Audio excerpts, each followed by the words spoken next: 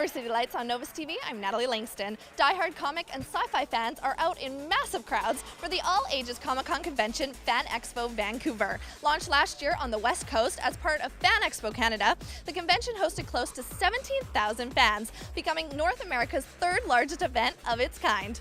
We are chatting with some big celebrity guests, Michael Rooker, Amanda Tapping, Sean Patrick Flanery, and many more. We have it all right here.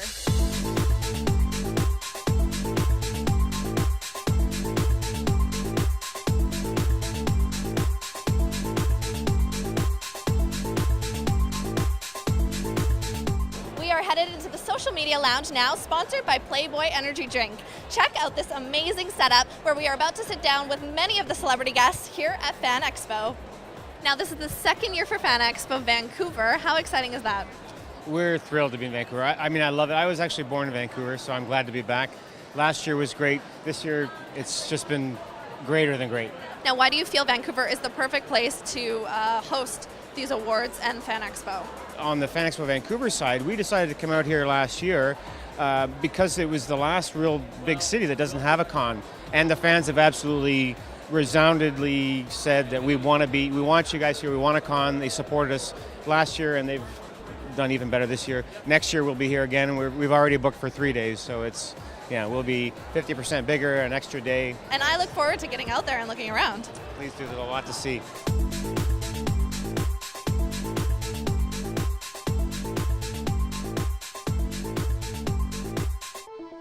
Now you and your evil twin, Robin Dunne, are here promoting Space Milkshake. Yes, we are. Now, what is Space Milkshake? Space Milkshake is a comedy about 4 very disparate and disenfranchised characters who live in a sanitation station that orbits Earth. You've taken a lot of roles, Helen Magnus on Sanctuary and Samantha Carter on Stargate SG-1. You play women with a sense of empowerment, sense of achievement. Why do you choose to do that? After playing such a strong character, I couldn't imagine not playing somebody with a sense of purpose. So thank you so much, Amanda. Great to see you again. Good to see you. Thank you.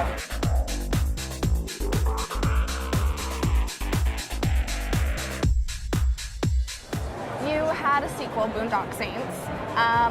What was it like coming back after all those years in between shooting the first one? I mean, we're all friends, so it was like it was the day prior, you know? I mean, it literally was. There was a lawsuit that ended. That's the reason it took so long. But the minute the lawsuit was over, we went into production a week later. It was seamless. I know that on Twitter that you're really into self-defense. Does this affect your choice of roles that you take?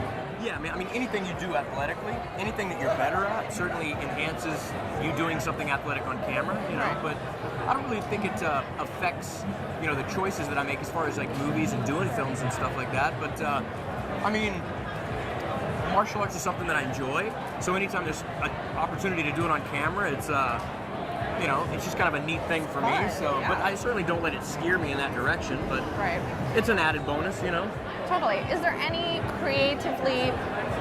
projects creatively that you've worked on that are your favorite, other than Boondock Saints?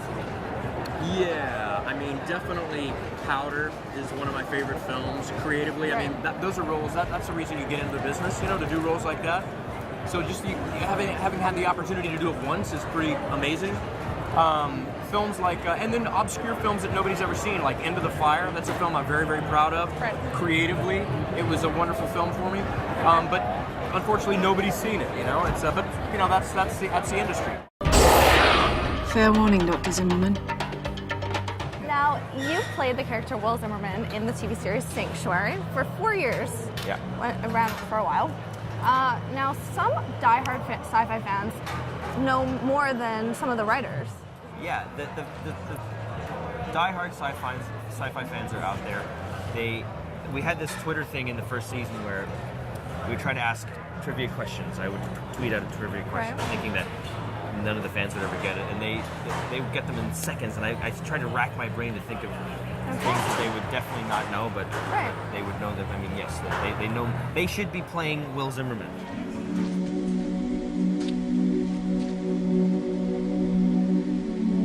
Won't you pull that arrow out, dummy?